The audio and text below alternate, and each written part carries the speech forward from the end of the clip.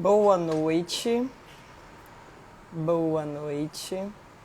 Estou aqui fixando o comentário. Prontinho. Boa noite, sejam bem-vindos, sejam bem-vindos. Estou aqui ajustando. Prontinho. Agora. Ops, peraí que agora quase derrubo tudo. Sejam bem-vindos, obrigada pela presença. Quem está vindo aqui pela primeira vez, boa noite Bela, Norma, Ju, sejam todas bem-vindas. Polly, bem-vinda, Catinha, enfim, todos vocês sejam bem-vindos. Quem está aqui pela primeira vez hoje, a gente está iniciando mais uma live da nossa sequência de lives sobre carreiras. Essas lives acontecem, na maioria das vezes, na quarta-feira, às 19h30. Com algumas exceções, a gente precisa fazer alguns ajustes. Como hoje, por exemplo, nossa live vai estar começando às 20h30, né, agora com vocês. Hoje, no Dia Mundial da Saúde, a gente vai estar fazendo uma live muito especial. Eu vou estar recebendo aqui Dr. Tiago. Tiago é psiquiatra, trabalha há mais de 13 anos nessa área e a gente vai fazer uma live bem bacana, né, enfatizando os aspectos da saúde mental na carreira e também os aspectos da carreira na saúde mental. Então vai ser uma live muito interessante, com um papo que eu tenho certeza que vocês vão adorar. Mas antes de chamar o Dr. Tiago, que eu estou vendo que ele já entrou aqui, eu vou me apresentar rapidamente para aquelas pessoas que estão assistindo minha live pela primeira vez, que estão tendo a oportunidade de me conhecer agora, tá? Eu sou psicóloga, eu atuo na clínica com abordagem de TCC, né, que é terapia cognitivo-comportamental. Tenho uma atuação de mais de 20 anos na área de recursos humanos, dessas 10 anos voltadas para o estudo de carreiras. Então eu sou professora da Unifax, dou aula de planejamento de vida e carreira e também realizo mentoria de carreira com formação em coach. Então tenho um trabalho bem amplo nessa área. As pessoas que tiverem interesse em conhecer um pouquinho mais sobre esse meu trabalho podem me seguir aqui no Instagram, que tem bastante informações sobre tudo isso, né? Mas voltando ao tema hoje, a ideia é que a gente possa falar de carreira sim, mas também da saúde mental, né? Principalmente no momento que a gente vive hoje, não dá para num dia como esse, Dia Mundial da Saúde, a gente não enfocar a saúde mental realmente como um cerne, um pilar importantíssimo nesse momento. Então eu vou adicionar aqui, Tiago, deixa eu ver aqui como é que eu faço. Ti, se você quiser fazer a solicitação para você entrar, para eu te aprovar, deixa eu ver aqui, pronto. Perfeito. Acho que eu enviei direitinho. Deixa eu ver aqui.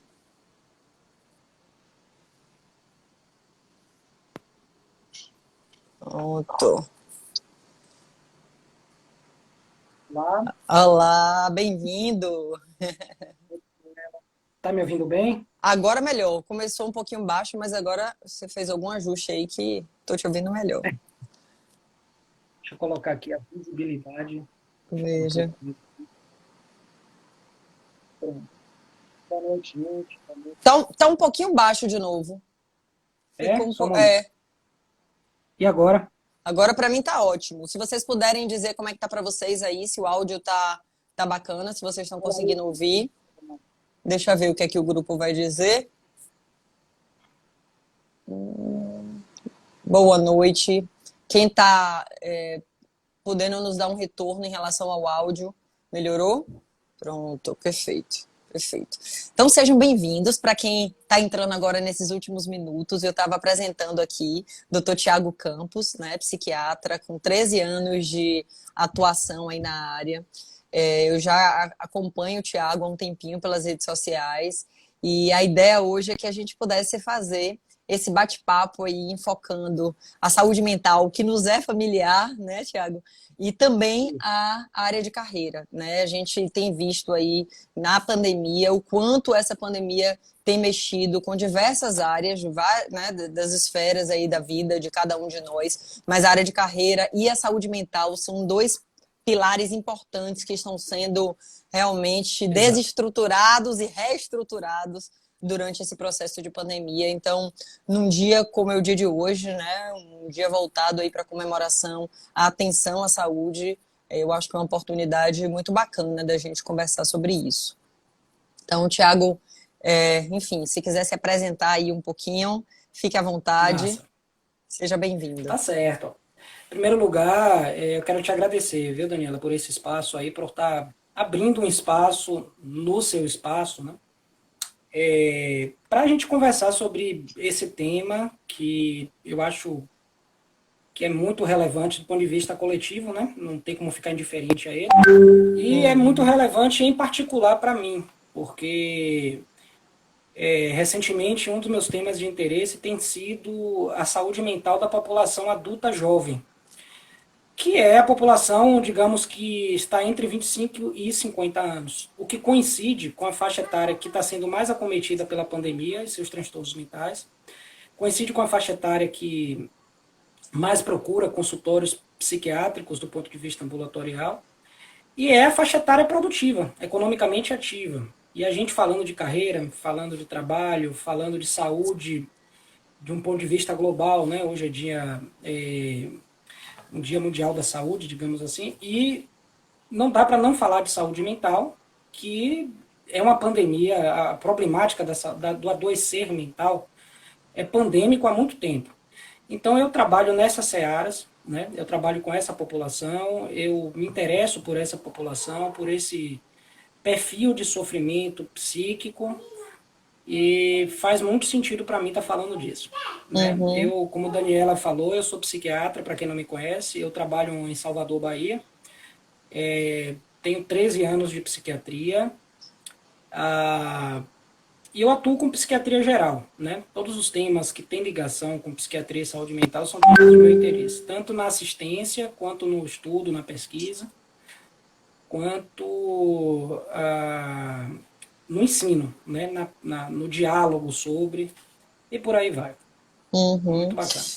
Eu estava vendo um dado recente agora de fevereiro, né? Uma pesquisa que a USP fez, onde o Brasil ocupa, infelizmente, o primeiro lugar no ranking de aumento significativo dos índices de ansiedade e depressão, né? A gente aí está ocupando, se eu não me engano, 61% da população sendo registrada com crises de ansiedade e 58% com depressão. Então, assim, é um índice bastante alto. A gente, só para você ter ideia, os Estados Unidos está em terceiro lugar, mas nós, Brasil, está com o primeiro lugar nesse ranking, que é um ranking que gostaríamos de estar com a pontuação lá embaixo, né? Mas, infelizmente, é o que a gente vem falando, que a pandemia tem exacerbado esse canal. Mas antes da gente voltar a essa pandemia, eu queria voltar um pouco ao passado aí e pensar, na verdade, te perguntar o que é que te motivou a escolher a psiquiatria como área de atuação? Né? Como é que foi essa sua escolha lá atrás, há 13 anos? O que é que você... como é que você se mobilizou com essa escolha da psiquiatria? O interessante é que a imagem que a gente faz de um médico que está na prática, que está praticando a medicina, é de que ele, na adolescência, era um cara estudioso, era um cara que estava entre os melhores da turma, e aí já foi sendo feito a cabeça, né, de ele entrar para a faculdade de medicina, e normalmente imagina-se que esse médico hipotético, desde antes de adentrar a graduação, ele já imagine que carreira ele vai seguir. E uma vez que ele entra na graduação, imagina-se, né, que ele ou ela, hoje em dia é mais ela do que ele, porque hoje a medicina, a graduação em medicina é um ambiente eminentemente feminino, imagina-se que a pessoa já escolhe uma carreira e siga essa carreira e mergulhe nela, né? Não foi assim comigo, né? Na verdade, não foi assim comigo. Na verdade, eu percebi no fim da graduação que eu tinha muito interesse por humanidades em geral. Né? Eu brinco que eu sou um cara de humanas que caiu de paraquedas na medicina. E eu sempre busquei, de maneira mais clara, menos clara, mais ou menos consciente, para a gente usar essa nomenclatura, essa terminologia, eu sempre busquei uma forma de conciliar esses pontos em diversas interfaces, né? E depois de formado, eu percebi que a psiquiatria era uma fronteira, era uma espécie de vanguarda na interface da medicina e do modelo biomédico com as humanidades em geral. Não que outras especialidades possam fazer isso, mas a psiquiatria seguramente, pelo menos do ponto de vista epistemológico, faz isso, né? É óbvio que eu não pensei com essa elaboração, mas eu entendo hoje que foi isso que me atraiu para a psiquiatria. E fez muito sentido para mim, porque eu tinha acesso ao sofrimento humano de uma forma mais direta, né? Não é talvez como um psicólogo clínico, mas ou psicóloga clínica, mas foi uma forma que eu encontrei. E eu venho construindo essa relação, né, com a psique ao longo dos anos. Então, respondendo sua pergunta, foi essa minha trajetória, né, de adentrar a psiquiatria. Eu acho que é bem interessante, por isso eu perguntei, saber de onde vem essa motivação, porque ela acaba nos nutrindo nas nossas escolhas de carreira, né? Então, assim, as motivações que a gente tem para escolher determinada carreira, e à medida que a gente se mantém nela, se espera que essa motivação ainda tenha uma chama acesa dentro da gente, né? Perfeito. Essa chama está aí dentro te acompanhando até então. Está, Daniela, e isso toca num assunto bastante interessante, porque eu percebo no sofrimento psíquico de muitos desses adultos jovens em idade produtiva, claro que idosos e adultos mais jovens do que o que eu chamo de adultos jovens, né? Eu percebo como parte do estressor precipitante do sofrimento que levam eles aos psiquiatras,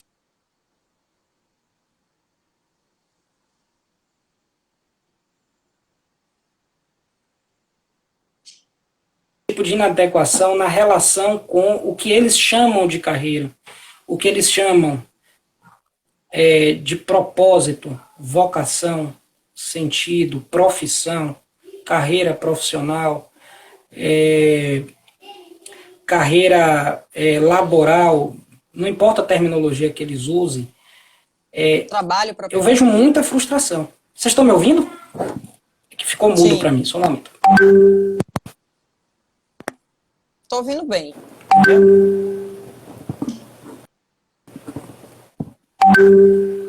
Travou para vocês? Para mim, está funcionando aqui normal.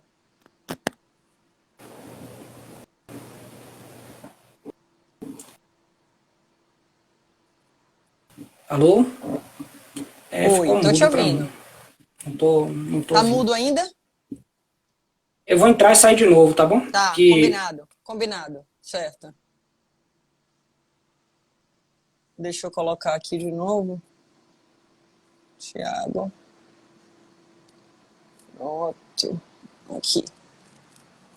Mas é interessante essa reflexão. Oi, voltou? Voltei. Pronto. Bem-vindo de volta. Então é isso. Então eu vejo muito esse sofrimento, né? E concordo plenamente com você. A gente tem que o autoconhecimento perpassa pelo trabalho, pela carreira. Eu acho que a ocupação laboral ou a carreira laboral, eu não sei se a terminologia tá correta, mas o que se tá. Então, eu entendo que no mundo ocidental, na cultura ocidental, tem três coisas que ocupam muito, que puxam muito a nossa atenção em vigília, né? Que é família, né, vida afetiva e trabalho, / vida acadêmica. Então, um adulto no mundo ocidental, ele dedica a maior parte do tempo dele a isso. E as outras coisas acabam sendo relegadas a segundo plano. Ora, como é que algo que puxa a maior parte de sua atenção, algo que é muito bem validado culturalmente, que é o foco no trabalho, o foco na carreira, né? Que é algo que é necessário para a subsistência e para a satisfação das necessidades mais básicas, né? Comer, dormir. Como é que a relação com isso, quando não está saudável, vai deixar de trazer grandes danos para o indivíduo? Perfeito. Então, essa relação, eu concordo plenamente com você. Ela tem que estar sendo revisitada, ela tem que estar sendo reconfigurada, ela tem que estar sendo atualizada. E isso perpassa pelo autoconhecimento, né? Que é você estar alimentando essa chama. Até porque Muito interessante. a gente está em constante transformação, né? Então, assim, É, quando eu às vezes atendo pacientes em consultório, né, nesse processo de mentoria de carreira, que estão buscando uma transição de carreira e vem junto um desejo muito grande em fazer a transição, mas ao mesmo tempo uma dor muito grande do que eles chamam de perda do investimento, né? Poxa, mas eu perdi 10 anos da minha vida, eu fiz graduação, eu fiz pós, eu me dediquei tanto, agora eu vou largar tudo isso. Então, assim, né? Desse apego a escolhas que foram feitas em um determinado momento da vida, mas que você não precisa segurar essas escolhas se não fazem mais sentido, né? E aí vem essas consequências que quando você se amarra a essas escolhas e diz, não, mas eu tenho isso aqui me cabe, isso aqui me resta, então eu vou ficar, e você fica tão preso àquilo que as consequências são inevitáveis, né? sim, sim. É aquela coisa, né? A gente muda de destino de viagem com facilidade, né? Mas mudar de carreira é mais difícil. A pergunta é por quê? Né? Eu me faço essa pergunta e muitos devem lhe fazer também, né, Daniela? Porque Uhum. o fato é que não é fácil. Não é fácil, creio eu também, por conta do seguinte, a gente, nós, né, eu acho que nós vivemos numa cultura que não nos educa para alteridade, eu vou usar essa palavra, não nos educa para movimentação, para mobilização, para reperspectivação Perfeito. das coisas. Então, uma vez que nós não sejamos educados para isso, e somos educados para o contrário, para construir algo sólido, se agarrar a esse algo sólido, e aí considerando também que esse algo sólido muitas vezes é a carreira, que é algo que traz subsistência e validade na funcionalidade social, puxa, é uma teia, praticamente, é uma rede. E aí muita gente esconde de si própria a infelicidade ou a insatisfação ou a inadequação com e na carreira, né? Perfeito. Justamente por isso. E aí precisa de você, né, para poder ajudar a De gente a nós, reconfigurar de as coisas. nós. De nós. Pois é, Ah, assim, o engraçado é que eu tenho percebido um movimento, né, assim, bem grande de demanda por procura assim, devido à insatisfação relacionada à carreira, mas com um foco muito grande de transição, efetivamente. Não necessariamente uma transição de imediato, que a maior parte das sim, pessoas fazem isso, né, de forma mais planejada, para um plano B, mas essa transição gradual, que muitas vezes concilia os dois planos por um bom tempo, inclusive com pretensão de conciliar, né, aí por um tempo realmente maior, e também insatisfação relacionada ao modo do trabalho. E é isso que eu queria até trazer, assim, a forma como esse trabalho é executado. E aí sim, sim, pensando sim, nas preferências relacionadas à flexibilidade de jornada, à sim. flexibilidade de formato, enfim. Então, assim, como é que você tem percebido chegar, né, em consultório essas demandas já afetando a saúde mental, oriundas desse ponto da forma com que esse trabalho é executado, né? Perfeito. Vamos lá. Vamos entender a relação com o trabalho. Eu vou trazer aqui para fins de chegar onde eu quero chegar nessa conversa. Imaginemos, né, que haja uma balança, né, entre ônus e bônus, entre os pênaltis, os sofrimentos, os ossos do ofício, né, e as benesses do trabalho. Então tem que haver um equilíbrio, tá? Então muita gente percebe o sofrimento no trabalho como associando a algo mais vocacional. Muita gente percebe como se associando a algo mais pessoal que reflete no trabalho. Muita gente percebe como se associando às relações de trabalho. Muita gente percebe como se associando à natureza da função laboral, né? Isso varia muito, né? Uhum. O sofrimento ligado à carreira, trabalho, é percebido de maneira muito variável nas pessoas e pelas pessoas em geral. Pois bem, então quando você me pergunta sobre uma questão ligado a um aspecto funcional, a algo que pode ser modificado, algo ligado, por exemplo, à forma de jornada de trabalho, à relação da execução funcional, ou a relação com o ambiente funcional, ou com as pessoas que compõem esse ambiente. Ora, nós entendemos que eu acho que na maioria dos contextos laborais do nosso sistema econômico, há forma de se adaptar a esses contextos. A questão é a boa vontade das pessoas, né, que podem fazer esses movimentos. Quando eu falo das pessoas, eu falo tanto da pessoa que está em sofrimento, que às vezes não consegue se responsabilizar pela necessidade de promover mudanças, e às vezes tem a ver com a empresa, às vezes tem a ver com o ambiente que a pessoa está trabalhando, às vezes tem a ver com problemas comportamentais das pessoas que estão envolvidas. É um cenário muito complexo, é um verdadeiro tabuleiro. E para isso existe, né, medicina do trabalho, psicologia do trabalho, existe legislação, existem normas, existem profissionais que servem para fazer esses meios de campo, né, que estão dentro das empresas ou fora delas, existem profissionais que podem dar assistência para robustecer, né, a psique das pessoas que estejam envolvidas. Então, eu enxergo dessa forma. Como essa minha resposta foi muito ampla para a sua pergunta, né, sendo mais objetivo, o que eu tenho visto no meu consultório são pessoas, principalmente, que não estão satisfeitas com a função que escolheram para exercer, tá? E pessoas que não estão adaptadas aos estressores que são próprios daquela função. Perfeito. E, em terceiro lugar, relações interpessoais no trabalho. É o que chega mais para mim. E eu vejo muitos afastamentos que poderiam ser evitados, né? Muitas faltas ao trabalho que poderiam ser evitadas, muitos adoecimentos que poderiam ser evitados, né? Muitos medicamentos que poderiam deixar de ser prescritos por mudanças que me parecem simples de serem executadas, né? Tanto no ambiente do trabalho em si, quanto dentro das próprias pessoas envolvidas. Né? É o que tem parecido. Eu acho que você trouxe um ponto bem interessante, que é esse ponto do repensar, né? Assim, muitas vezes a gente está num ambiente de trabalho já há muitos anos, até houveram 2 comentários aqui, um deles foi de Norma. Há algumas décadas atrás, a ênfase na estabilidade era maior do que a satisfação no trabalho, ou seja, o grande objetivo é você permanecer muito tempo. Então, se você tem muito tempo, perfeito, você tem que continuar acumulando seu tempo ali. Então, novos fatores estressores que venham a surgir precisam ser ignorados, colocados debaixo do tapete, porque você já tem 10 anos, você não vai largar 10 anos, você não vai perder seu tempo. Daniela, com certeza. Isso mesmo. Isso é algo que vai mudar nas próximas gerações, que são menos tolerantes com o que soa desnecessário para elas.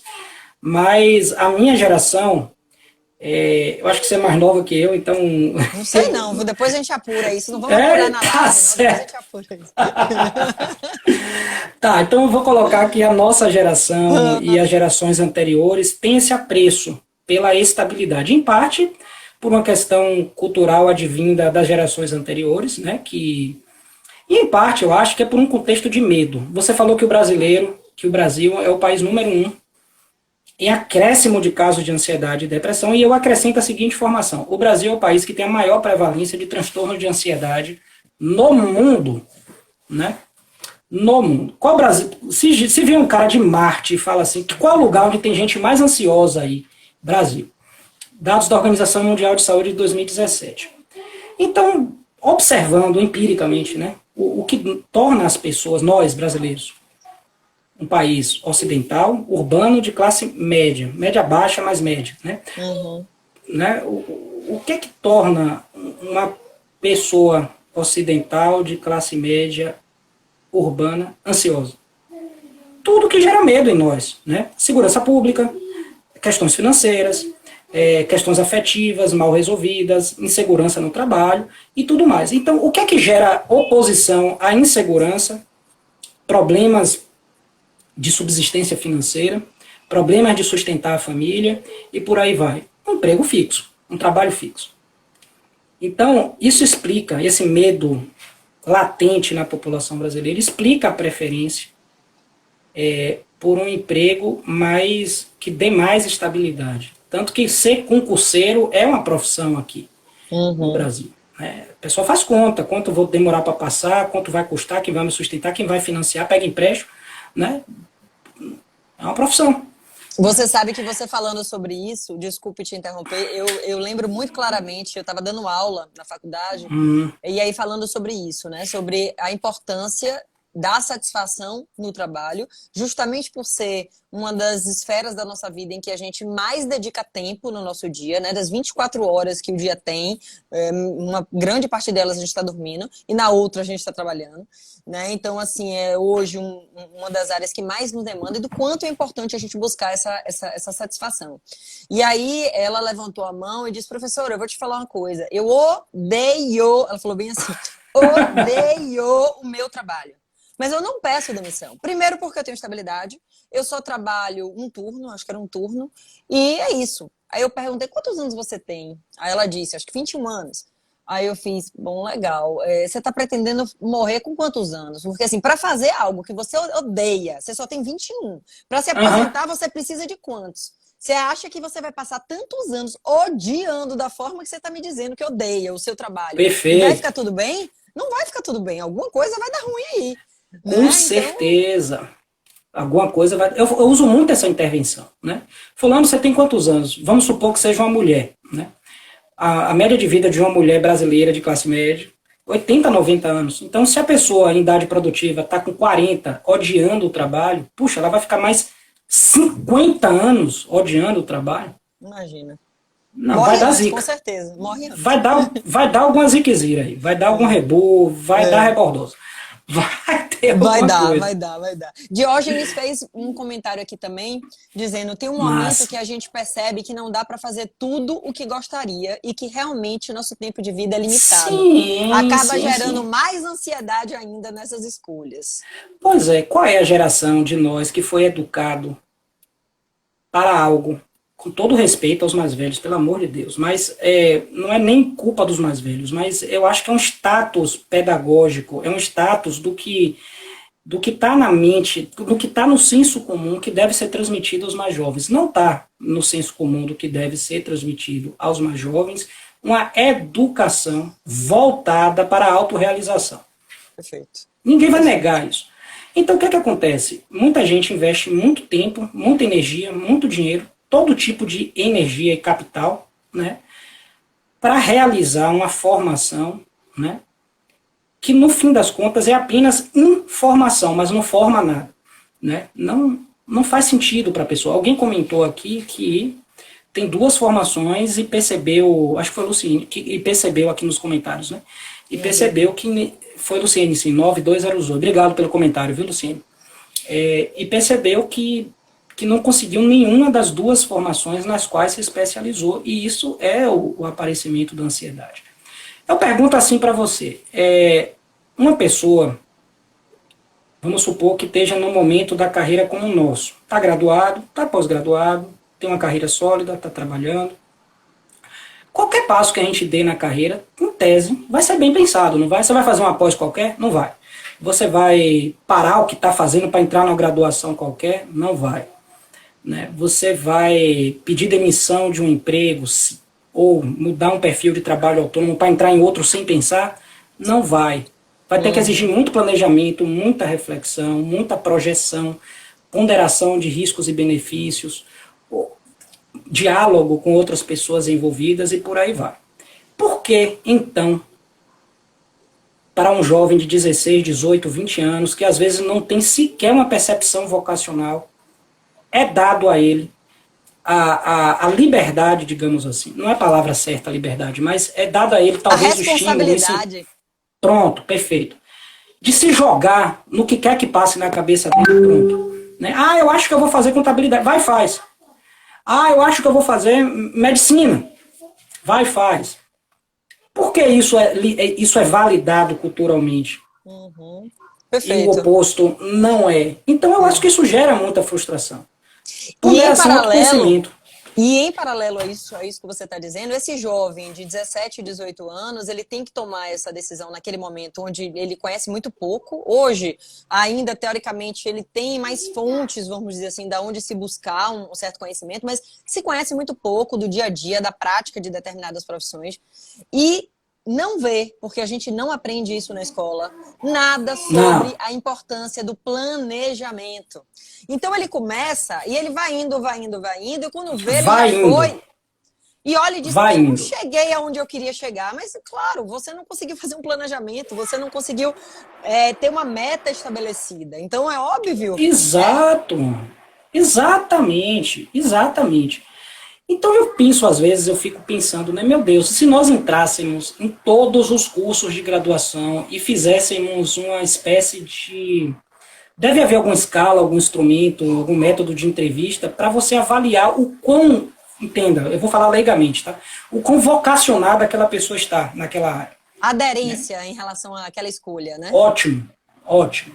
O quanto faz sentido para ela? Porque empiricamente, eu percebo que a coisa tá meio cataclísmica, né? A gente tem um exército de jovens investindo tempo, dinheiro e energia a algo que eles não têm a menor ideia de onde vai dar. E eu não falo do ponto de vista socioeconômico apenas. Pessoal, interior, teleológico, né? Qual é o sentido que isso tem, né? Então, isso para mim é uma das grandes causas da ansiedade como estressor nos jovens, que é a população que mais sofre com a sociedade, que mais prejudica a sociedade economicamente quando afetada pela ansiedade. Ansiedade é o primeiro passo para a depressão. Tem estudos que mostram o seguinte, Daniela, que quando surge um quadro depressivo, ele é precedido de um transtorno de ansiedade em até 70% dos casos. Ora, então, se É o você sinal quer. amarelo. É o sinal amarelo que liga. Põe amarelo nisso. Põe amarelo piscante, assim. Por quê? Porque 70% deles vai virar depressão. Né? Então, o que é que está deixando esses jovens economicamente ativos, ansiosos? Eles são a população que mais sofre com depressão tem uma faixa etária média de 40 a 50 anos. Não são os adolescentes. Né? Não são os velhinhos que estão lá dentro de casa. Claro, todos sofrem. Então a gente está vivendo uma pandemia de ansiedade e depressão, que são os transtornos mentais mais prevalentes. Eu acho que na base dos estressores que levam a esses transtornos, além de disfunções afetivas, né, e disfunções de saúde física, temos as disfunções ligadas à carreira. Vamos falar assim Perfeito. amplamente. Então esse Perfeito. tema é absolutamente pertinente a gente falar disso. A Mari trouxe aqui, Mari Guimarães 54, ela trouxe um comentário que tem também a questão do compromisso assumido. Digo, fazer bem feito o que se propôs a fazer. Até porque não é possível fazer somente o que se gosta. Mari, você trouxe um ponto bem, bem interessante. Em qualquer carreira que a gente escolha, por mais aderência que a gente tenha a essa carreira, que o propósito, né, é extremamente ligado a ela, é óbvio que no nosso dia a dia vão ter atividades que não nos dão tanto prazer relacionado àquela carreira. Então, talvez Tiago, e aí, Tiago, eu vou usar você como possibilidade. Talvez Tiago, que é médico, ame atender os pacientes dele, mas não suporte no final do mês ter que fazer a tabela dos gastos financeiros, o que é que aconteceu, o que é que entrou, o que é que saiu, e odeie fazer isso, mas talvez ele precise fazer. Até que ele tenha um volume maior e talvez ele possa contratar alguém para fazer isso para ele. Mas assim, às vezes em nossa carreira, sim, a gente precisa fazer uma ou outra atividade que não nos dá tanto prazer, é verdade. Mas o problema é, que percentual é esse das atividades que você A está balança que eu falei, né? que não está Isso. te dando prazer? Essa é a grande pergunta. Esse é o tchan da história. Exatamente. E também não é só o PT, e também eu acrescento, não é só a questão quantitativa de percentual, mas mesmo que seja um percentual pequeno, se isso, por esse ou por aquele motivo, na psique daquela pessoa tem um sentido maior, adquire um sentido maior, vamos supor que seja algo relativamente pequeno, mas mexa demais com os valores da pessoa. Então isso ganha um contorno maior. Né? Tudo isso tem que ser pensado. Né? Tudo isso tem que ser elaborado. Norma mesmo colocou aqui, né? Não vai falar de carreira sem ter um mínimo de autoconhecimento, não basta ter todas as informações sobre as profissões, sim um mínimo de autoconhecimento. Mas autoconhecimento não é ensinado na escola. Né? Não é. Não é. Se tem alguém aqui que trabalha em escola, me desculpe. Mas não.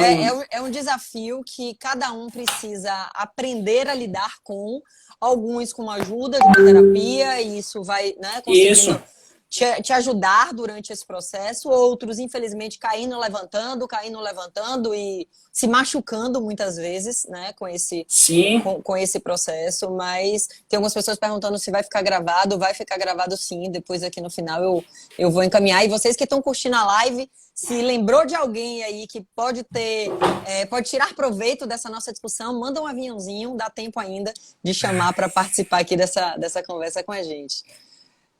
Tem aqui Dea falando, e no meu caso, eu sonhava em ser psicóloga, acabei virando professora, né? E assim, Dea, tudo bem se você, enquanto professora, estiver feliz e realizada neste papel. Se não tiver, Dea, se ainda ser psicóloga é seu sonho, vamos correr atrás disso. Porque Tiago trouxe uma informação bem importante, que é essa primeira escolha, a primeira decisão que a gente tem aos 18 anos, que algumas vezes a gente consegue fazer uma decisão acertada, e por um tempo grande aquilo nos dá prazer, aquilo que a gente se sente realizado, mas a gente vai mudando, a gente vai evoluindo, e nesse processo de autoconhecimento, ali aos 35, 40, às vezes mais tarde, a gente se dá conta de que, ops, não estou mais tão feliz fazendo aquilo, né? E, opa, vamos mudar, né? Assim, é o que a gente estava falando. Se você não está tão feliz fazendo o que você sempre fez, bora tentar identificar o que é que te faria feliz hoje. E que transição, que planejamento você consegue fazer em sua carreira para ir aos poucos se dirigindo para esse lugar, né? Para esse lugar onde está a sua felicidade. Exatamente. E olha que coisa boa você ter falado isso, né? Tá me ouvindo? Tô ouvindo. Pronto. Muitos nem cogitam que isso é possível. Que é possível, por exemplo, ter uma assessoria profissional para isso, né? Específica até, né? Muitos não associam, sem a parte à especificidade, né?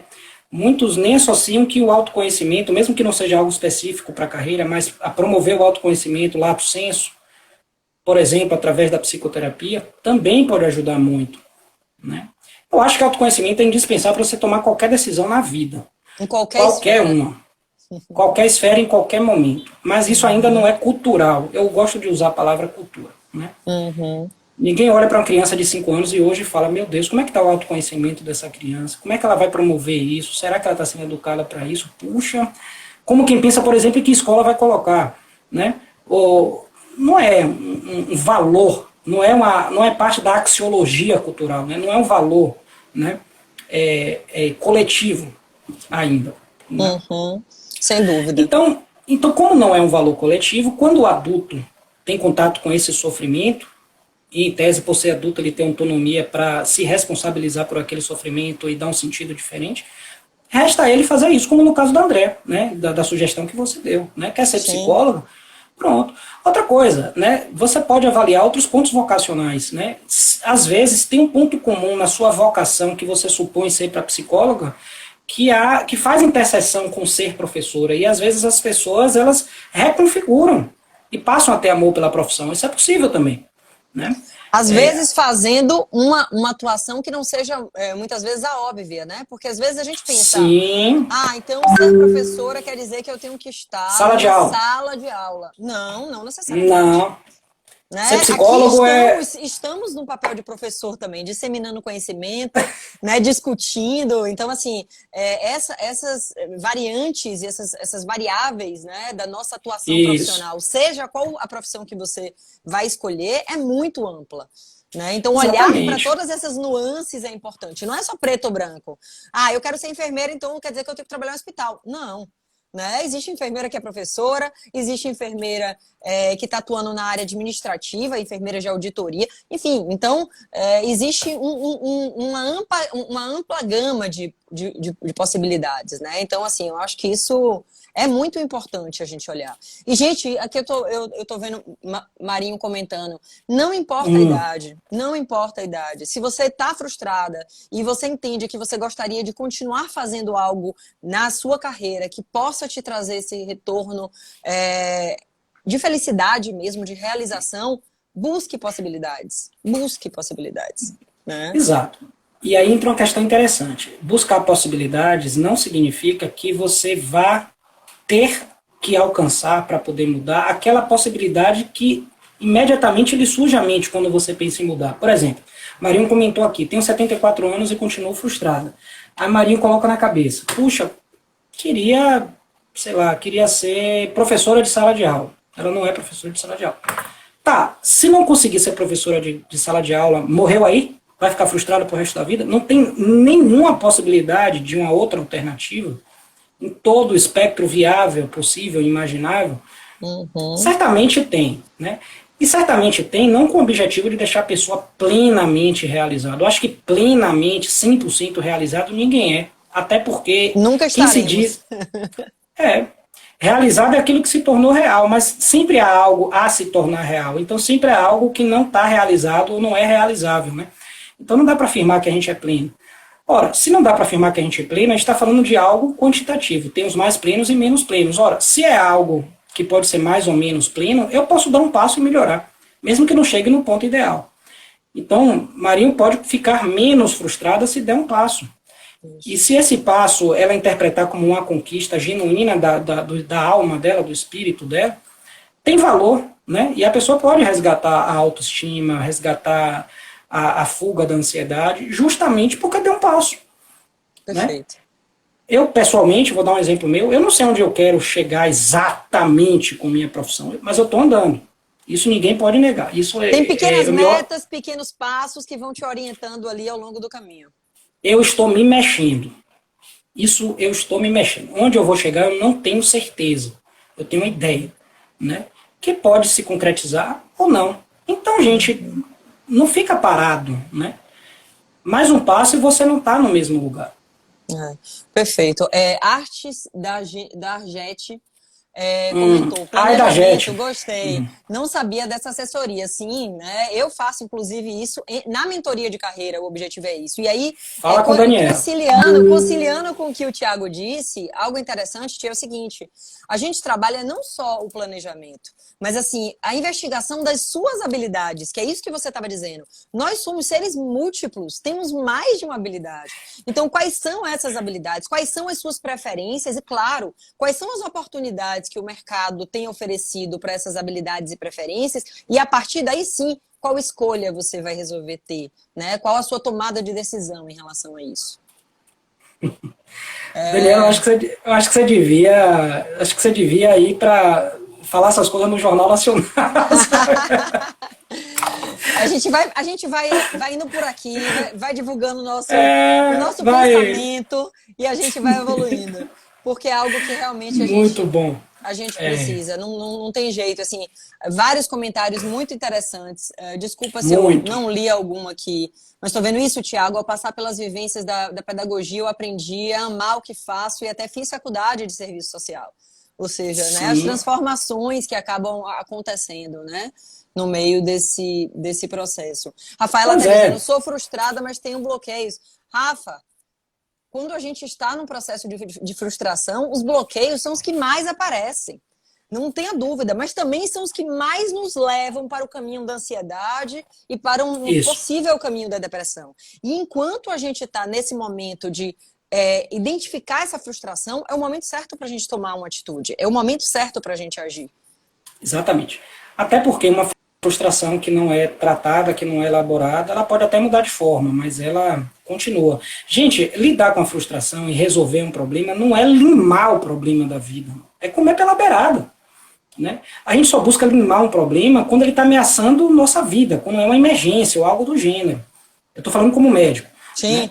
Mas se algo não se trata de uma urgência, uma emergência, ele deve ser, eu vou usar essa palavra bem popular, a gente deve comer o problema pelas beiradas. Né? Então, se não sabe que passo dar, se não sabe onde quer chegar, pelo menos dê um passo. Está perdido na floresta, vai ficar parado? Não vai. Então, anda para algum lugar. Né? E, eventualmente, a gente vai se encontrando. A vocação nem sempre é clara. Eu vou dar meu exemplo. Eu, com 18 anos, eu não tinha a menor ideia de que carreira eu queria seguir. Menor ideia. Quem me conhece de muito tempo sabe disso. Eu só fui ter amor por medicina no 5º ano da faculdade. Só fui decidir ser psiquiatra depois de formado. Né?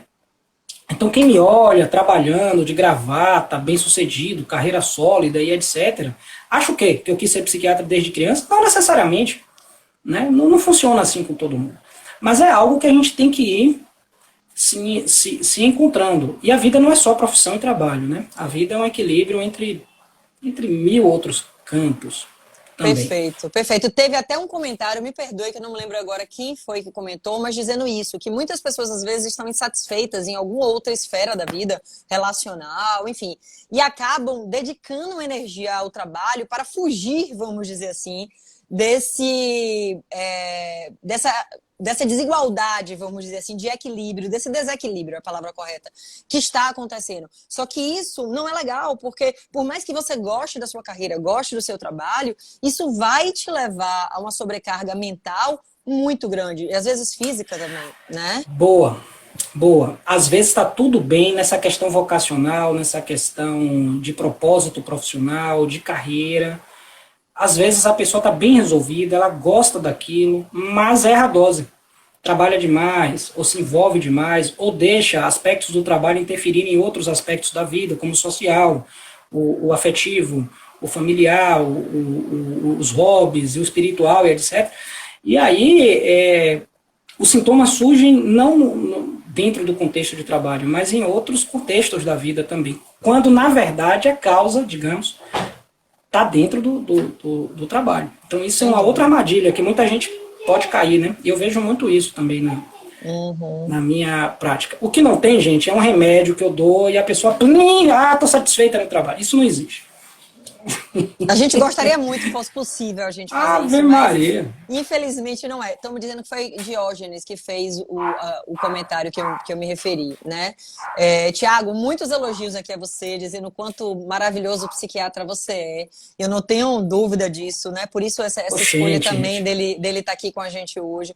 Eu acho que a abertura de conversa, de possibilidade de diálogo é muito importante. Eu espero de coração que a gente esteja tocando vocês nesse âmbito. Se você conseguiu entender que você pode ter se identificado com algum desses momentos, olhe para você, observe em que momento você está. Né? A gente pode fazer essas transições. Tiago falou um pouco da realidade dele, eu falar um pouco da minha. Assim, eu tenho 20 anos de atuação na área de recursos humanos, como eu falei, 10 anos de atuação com carreira especificamente, mas foram nos últimos anos que eu também fiz um processo para começar a fazer o atendimento clínico, que hoje eu também faço, com psicoterapia, com a TCC.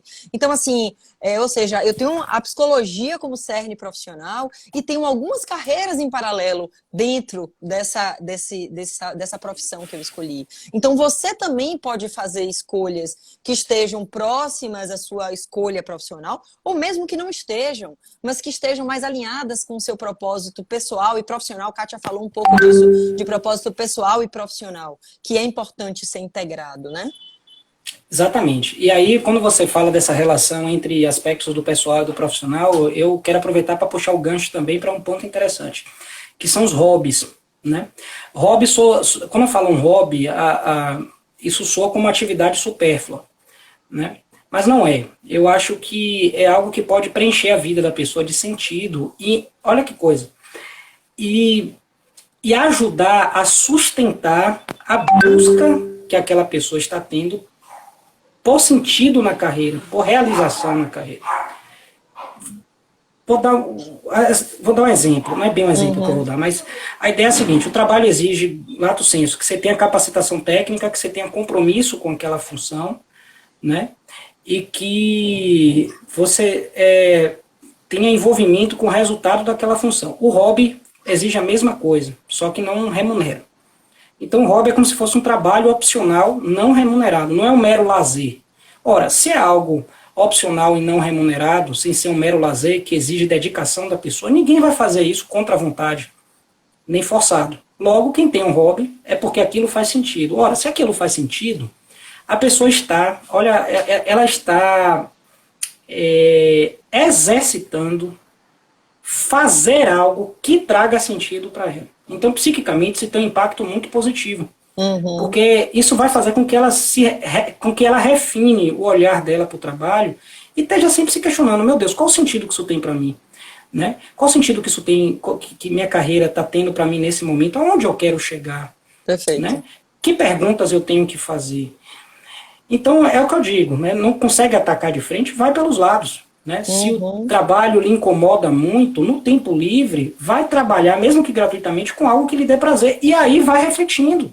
É uma forma também, Sem dúvida, Daniela? perfeito. Inclusive, muitas pessoas começam assim, e nessa de começar gratuitamente ou ganhando muito pouco, fazendo algo que te dê prazer, começam a enxergar ali uma nova perspectiva, uma nova oportunidade de monetizar também.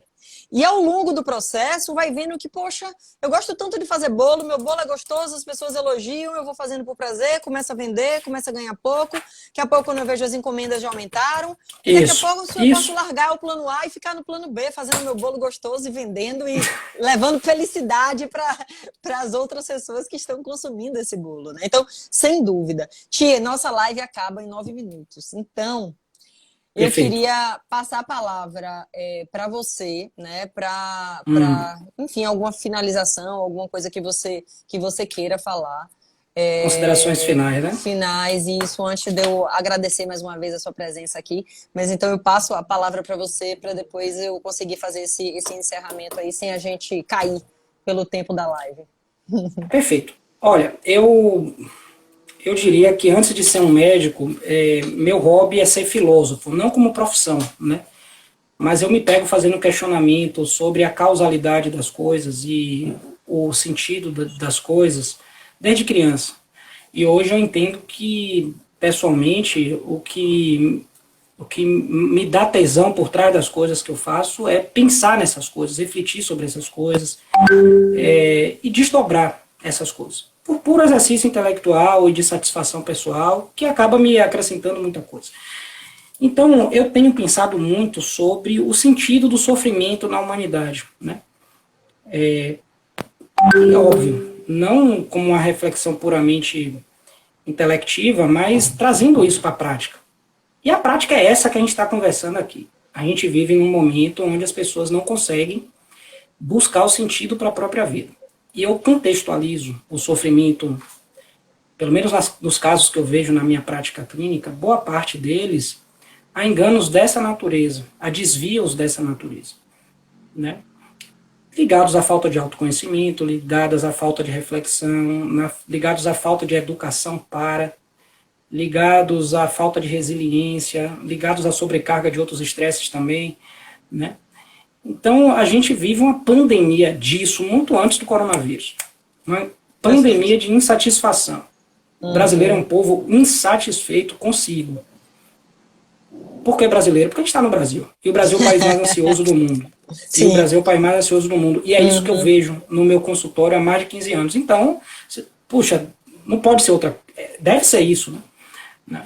E os estudos que eu leio, muitos estudos que eu leio, quantitativos, qualitativos, ajudam a embasar esse ponto de vista. Então, essas considerações finais, a gente deve entender que o contexto é esse e que esse é um problema real, sim, que não é frescura, parar para pensar na própria carreira, constatar a própria insatisfação, seja ela qual for, e buscar formas de reconhecê-la, né, e reabordá-la, e procura ajuda, né? Tá com dificuldade? Procura ajuda. Tá com dificuldade para construir sua casa? Procura ajuda de um pedreiro, de um engenheiro. Tá com dificuldade para reconstruir seu autoconhecimento? Vai fazer terapia, né? Tá com dificuldade de reinventar a sua carreira? Procura a Daniela, né? Vai. Olha o slogan. Vou te contratar como meu marketing, viu, Thiago? Eu tô vendo que você tem outras habilidades aí. Vou te contratar como marketing. Não sou bom de marketing, não. Eu brinco que se eu tivesse que ser comercial, o marketing ia morrer de fome, né? Então, é uma herança que eu não herdei da minha família. Mas, enfim, eu acho que as considerações finais são essas. Peça ajuda. As pessoas devem entender que não estão no fim do túnel, que há luz no fim do túnel, que mesmo no fundo do poço dá para subir, né? Então, sem dúvida. Sem dúvida. Eu acho que esse é o grande gancho da história. Se estivermos insatisfeitos, vamos buscar a solução para isso. Não se acomodar nesse lugar de insatisfação, porque ele sim vai nos levar à doença mental e não à saúde mental, que é o que a gente tanto prega e tanto precisa nesse momento, né? Sentir, mais uma vez, Só te agradecendo. Eu tô vendo algumas pessoas aqui Eu que pedindo o agradeço. contato de Thiago. Segue Thiago no Instagram dele. Isso, gente. Eu vou compartilhar essa live. Vai ficar salva no meu feed. Vou mandar para ele também.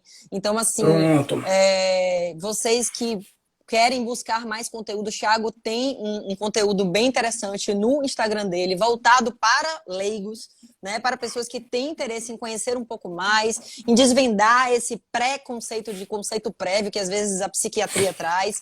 Então, assim, é muito interessante que vocês possam assimilar esse conteúdo. No meu Instagram também, eu tenho muito conteúdo de carreira, eu estou sempre divulgando sobre isso. Por falar nisso, amanhã é dia de abrir agenda, estou com 2 vagas para mentoria de carreira. Então, para aquelas pessoas que tiverem interesse, amanhã podem me procurar para a gente fazer esse processo. Posso dar mais informações sobre como é que funciona.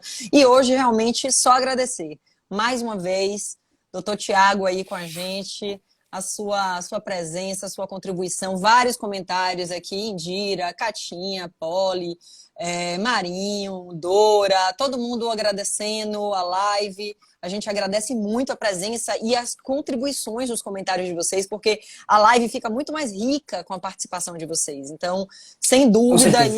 isso é algo bem bacana. Quem gostou e quiser compartilhar, tira um print nosso aqui da nossa fotinha aí agora, compartilha no seu Instagram e divulga esse trabalho de Thiago, divulga o meu trabalho. Com certeza a gente vai ficar muito feliz aí em poder contribuir da forma que for possível. Tá bom? Beleza, gente. Qualquer Obrigada a coisa, todos. adiciona aí no Insta e tem meu direct lá. Quem quiser conversar qualquer coisa, estou à disposição. Perfeito. Beijo grande, boa noite. Tchau. Beijo, pessoal. Tchau, Tchau. tchau.